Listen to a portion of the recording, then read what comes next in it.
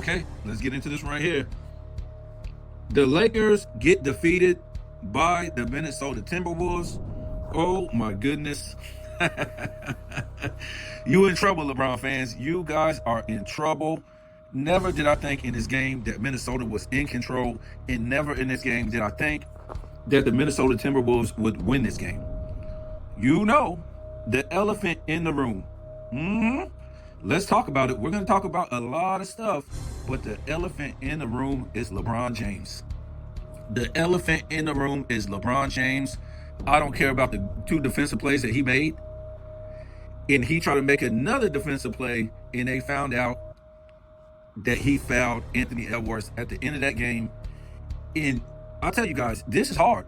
This has been tough for Minnesota. They're going against the refs. They're going against the NBA. They're going against the play-by-play. They're going against all odds just to win a game. It shouldn't have to be this hard, folks. But before we talk about LeBron James, you got to think Minnesota is really, kicking themselves in the butt. They're overplaying, and they're trying to double down on the perimeter. Now, to me, yes, Luka is great, but you got to go ahead and let him play, man. And when they do a pick, it's not a pick and roll to the basket. I know it's a pick and pop or a pick and take a guy off the dribble, but you just got to be able to switch off. You can't have two guys stuck on one guy after a pick. That's ridiculous. You should be on the bench if they're doing that all game. They're doing a pick, and then two guys is stuck on the guy with the ball, and now it's the guy wide open. Even if you do get to him, it's another guy wide open. They was killing Minnesota on this. They was killing Minnesota on these doubles. Even when it wasn't a pick, Minnesota was doubling on the perimeter and getting destroyed. You can't handle your own guy. This is supposed to be Minnesota's supposed to be one of your better defensive teams in the league. And they're not playing like it. They're not playing. I thought they were going to lose this game. Why are you doubling on the perimeter? They're not that athletic. Reeves is not that athletic. Yes, he's crafty and skillful. So is Luka Doncic. You're lucky you didn't lose this game. I'm going to tell you why you didn't lose this game in a minute, but that was killing them, man. The Lakers was just outplaying them. I don't know how the Lakers lost this one. This is like mind-blowing how they lost this, because it was killing them with moving the ball, because these guys were overplaying and they were doubling guys on the perimeter. Minnesota wasn't moving the ball in this game. They were playing a lot of one-on-one, and it was nerve-wracking. Also, before we get to LeBron James, I want to address the fact that Rudy Gobert, man, he should get benched. The rest of the series, he's useless. He doesn't do nothing. He doesn't bring nothing. He's useless this guy isn't older. He's still in his prime. He should be getting you like 15 rebounds. He should, out of the 15 rebounds, he should be getting you 5 offensive rebounds. This guy, he should be getting you 3-4 blocks a game. If he's a defensive player, he should be at the rim, protecting the rim from these guys coming in. This guy like 7'4" or something like that. This guy plays like he's about 6'1". He's getting pushed around. He don't have any kind of quickness, whether side to side or, laterally. He's just like useless. And the Lakers really ain't even when they had Jackson Hayes, they really wasn't even playing Jackson Hayes that much. That's how much they don't need a center. They're playing off of quickness and goon basketball. So let's talk about this, because I was saying during the game, I made a post. I'm like, where's all the N1s for the Wolves? Now, they started to get some at the end of the game, man, but these guys are getting bludgeoned and hacked to death all game when they go up to the rim. This is crazy.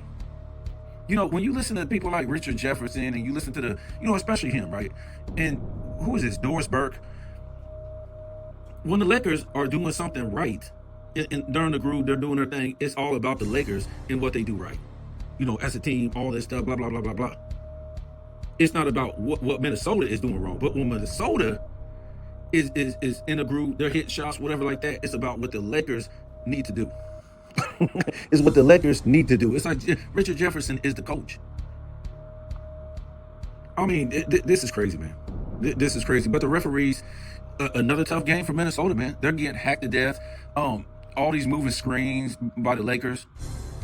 And it's like, when you see the Lakers cry, how can you feel sorry for them when they're out there hacking players to death, and there's no calls being called on a lot of Lakers when they're doing all these fouls on the Wolves? But the Wolves are getting all these fouls called on them. It's just like crazy, man. These referees should be ashamed. And the fact is, like I said, if you want to play this style of basketball, it's one thing. But the hacking is not physical basketball. Again, when we talk about 90s basketball and 80s basketball, we're talking about physical basketball. You had hand checking. So, when we talk about hand checking, it could be a good thing and it could be a bad thing. Now, you got your arm extended out and you're riding the guy or guiding him or, making him go left or right, whatever it is. But now you got your arm out there and you can get beat. So when they were hand checking in the 80s, 90s, whatever era, it wasn't always to the defender's advantage because you could just blow past that guy or you could spin off of him, whatever like that, because guess what? His arm is out there and he's not level. His body isn't level because his arm is out there. And, sometimes it works, sometimes it goes against the defender. So that's why they allowed hand checking, because it just wasn't, went for the defender or whatever like that. It could go against them in many ways. But again, when you're playing body to body defense and you're just, you're moving your feet with the defender, that's physical basketball. When you're literally holding a guy, hooking him, and hacking him while he's trying to move, you can tell most of the time the guy's getting thrown off balance. Now, not like a LeBron James, flop off balance. When these guys are trying to check guys on the perimeter, a lot of times you can tell because they're falling back and stuff like that. But the referee in this series, is this what it really takes for the Lakers to win a game? Because I was saying on somebody's video, I was like, the only reason why the NBA, because this ain't only happening in the Lakers series, this is in every series now, they're playing physical. And that's cool with me. But the only reason why they're allowing every series to be physical is because they want the Lakers series to be physical, especially. So if they were just doing this for the Lakers in this series right here and no other series was physical, it would be obvious.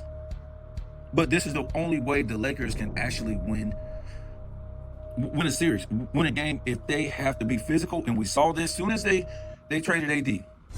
And I think the few games when Luka wasn't there, before Luka came to the lineup, I think he was out like 3 games or something like that. All of a sudden, they don't have AD. They're playing goon basketball. They're pushing guys around, hacking guys, fouling guys, because they don't have no real defensive presence in the middle. And that's why I was saying in this game, if the Wolves had a legit center that could at least, you don't have to put up a lot of points, maybe like 12 points, that ain't even much. But if he could give you a presence in the middle and he could get the rebounds, this would be a sweep. And I bet you nobody ain't telling you that. This would be a sweep. It would be over because, Reeves, LeBron, yes, LeBron will get some calls and he will get some baskets at the rim. But the way, these guys will get baskets at the rims and stuff like that, if they had a legit center, say they had Zubac, that's all they would need. That's all they would need is Zubac. That's it. This would be a sweep. Because the Lakers, they would just live on the perimeter and that's it. They couldn't get these rebounds. They couldn't get these easy baskets or nothing like this. But yeah, this is why the whole playoffs then turned into boom basketball, because the Lakers, this is what they started doing as soon as they got rid of AD. They knew that's the only way they could have a chance to win. Luka don't play defense. LeBron only play defense here and there. Reeves don't really play defense, or they're just defensive liabilities, even if they try. So you got the other guys just coming off the bench. Now they're like 3 and D, right? They're shooting wide open threes, or they have to play goon basketball. See, we were told that, these guys are out here playing skill basketball and these guys got all these skills and, this is what this era is supposed to be about. But now, in the playoffs, the whole playoffs done turned into real physical because they want to help the Lakers. And at the end of the day, you're now 3-1 after all this physical hacking and all this stuff that they've been doing. And look, I'm not trying to say the Timberwolves aren't out there hacking and playing physical, but that's what they have to do. They can't sit there and cry every play because this is what the referees, this is what they got to go through to play the Lakers. So they're like, okay, we're going to hack too. The problem is, like I said before, so where do you blow the whistle? If you're not going to blow the whistle on the Lakers, how are you blowing the whistle on the Timberwolves when they hack? That makes no sense. So LeBron James, as far as I know, when I looked, he had no fourth quarter points. Do you remember the last play that the Lakers had? Luka brought it up. If I'm mistaken, he threw it to LeBron right there at the top of the arc because I think he was getting double teamed. LeBron didn't try to get out of that double team or nothing, or try to, take it to the basket, pump fake, shoot, whatever. Not at all. He threw it right to Reeves and let Reeves be the liability. Now, they're not going to blame Reeves for nothing because it was a last-minute heave. But the fact that LeBron James didn't even try to get out of that or try to dribble it to try to make something out of it to get a foul it just tells you what was going on in the entire fourth quarter. This guy was not demanding the ball. Let me know if I made a mistake, but I ran through the fourth quarter play-by-play. I don't remember him making a shot. I think he attempted 2 shots. I think he missed 2 shots, if I'm not mistaken. But where was he in the clutch? Let's go back to the 2-minute clutch. Where was he at in the 2-minute clutch? Maybe I missed something. You guys let me know. I didn't see him in the 2-minute clutch. Hold on, let me see. Okay, so I think I made a mistake. This game was just going so fast. So LeBron James did miss 2 shots in the fourth quarter, and with 54 seconds left, they were up 113, 111 when LeBron James missed a 3-point shot that basically would have put the game away.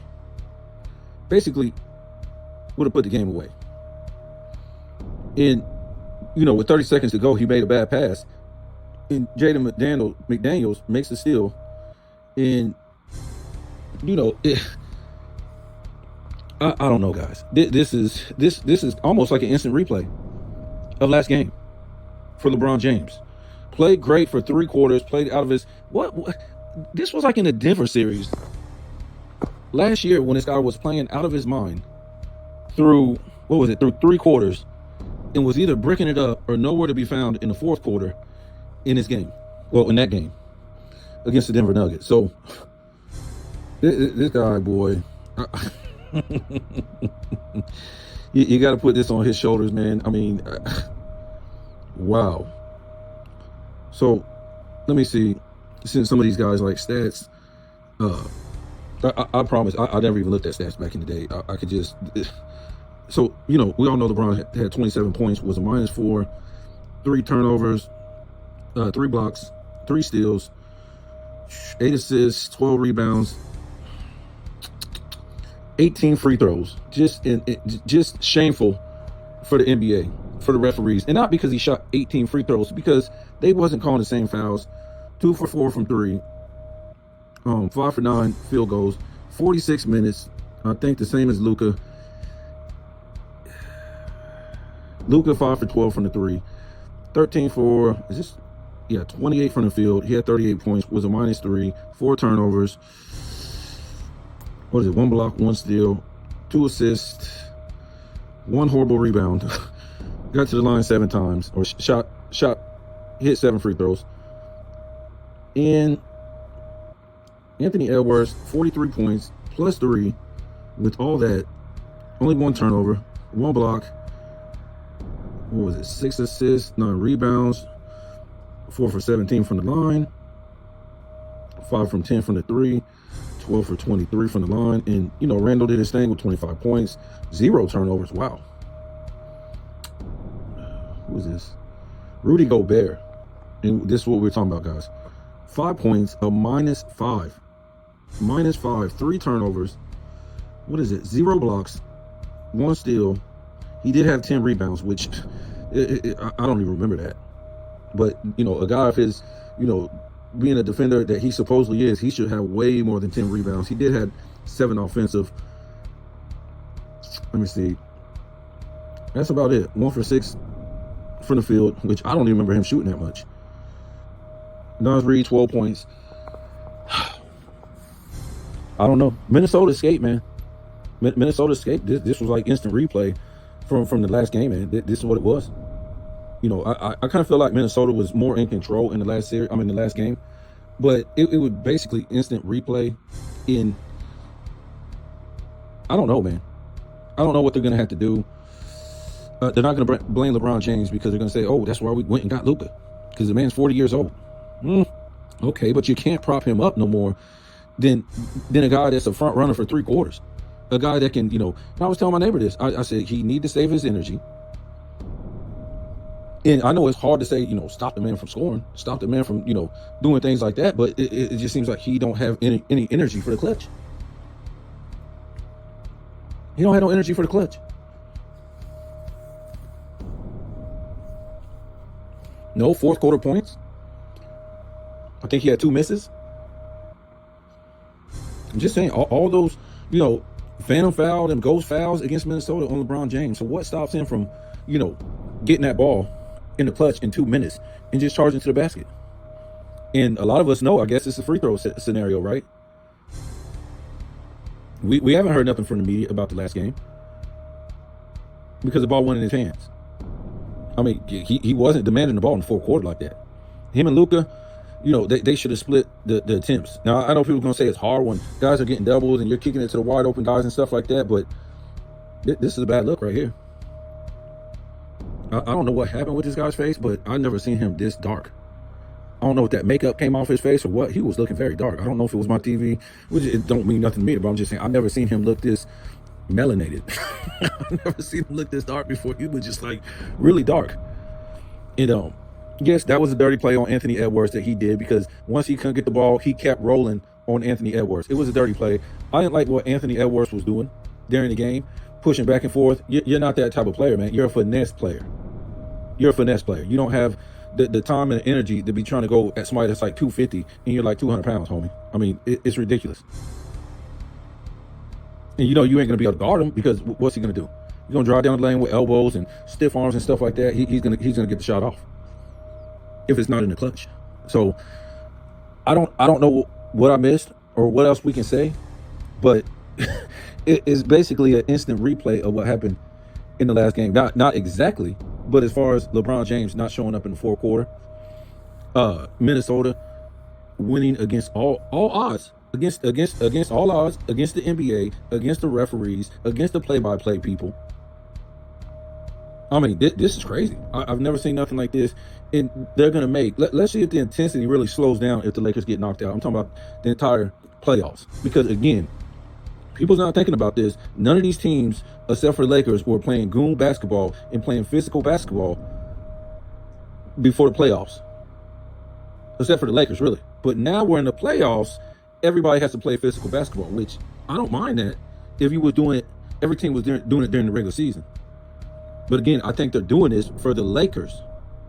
They're doing this for the Lakers, making everybody play physical basketball so it don't look obvious that the Lakers are the only team doing this.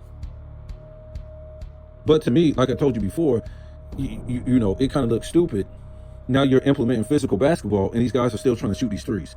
It's tough to shoot these threes with dudes locked up on you, draped all over you, and things like that. I don't really know if I want to talk about the New York-Detroit series. I really don't want to. I mean, this should be, Detroit is a scrappy team, but come on, man. New York should just be winning the series. They got the personnel. Detroit ain't got the personnel. All they got is really a gritty, scrappy team. That's what they got.